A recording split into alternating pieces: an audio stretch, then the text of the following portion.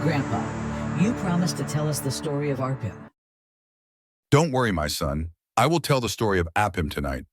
Now hear the story. Long ago, the different tribes in West Africa lived in peace and traded among each other. However, following successive tribal wars, three tribes, the Ashantis, the Akwamus, and the Anlos, decided to form an alliance to ensure mutual defense. On the 22nd day of June in 1733, in Huga, present-day Zelucorp, these tribes pledged to stand by one another in times of both trouble and prosperity. Even though there was a language barrier to Anlo indigenes, Torbui Tete Agbui I and Aklorbortu, who were well-versed in several languages of the region, served as translators to the Allies.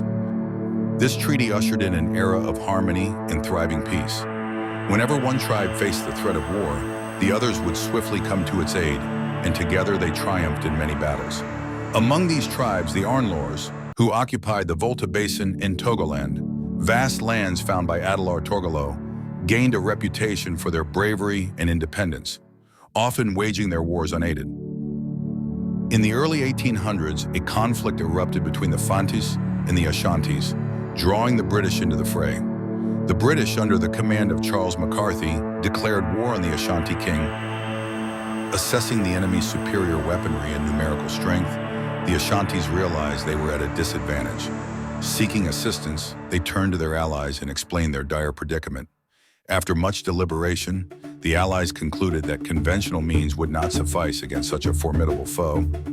The Anlos proposed invoking an Mlimhavordu of Apim, a god of war, a legacy of the renowned Adalar Torgolo, to aid in the battle. They proposed to help perform the ritual to summon the deity and devise a strategy with the Ashantis. On the appointed day, the sacred ritual was performed. As the war drums echoed, the earth trembled, and phantoms began to emerge from its depths, multiplying the Ashanti forces before the enemy's eyes. The British, unaware of what lay ahead, camped near the Pra River, confident of their victory. As the British drew near, seeing their opponents' numbers inexplicably swell, were gripped with fear and confusion. Charles McCarthy ordered his band to play God Save the King, but the Ashantis responded with the thunderous beats of their war drums and charged into battle. The ensuing clash was fierce and unprecedented. The British forces, despite their advanced weaponry, could not withstand the overwhelming might of the Ashantis and their allies. Many British soldiers fell, and the survivors retreated in disarray. Charles McCarthy himself was captured and beheaded, his head taken as a trophy back to the Ashanti kingdom. Victory chants and celebratory songs filled the air as the Ashanti warriors returned home, hailed as heroes. With the war won and their dominance solidified, the Ashantis became a force to be reckoned with. The legend of their victory spread far and wide. However, instead of expressing gratitude to their allies, the Ashanti leaders made an unthinkable decision. They decided to keep Apim for themselves, convinced that with the god of war by their side, they could cement their power over the entire region. Chanting proudly among themselves, they declared, "Woko Apim Apim Beba." But the Anglors, betrayed, sought to reclaim their god. The Ashantis, intoxicated with power, refused to return Apim, leading to a covert mission to retrieve the deity.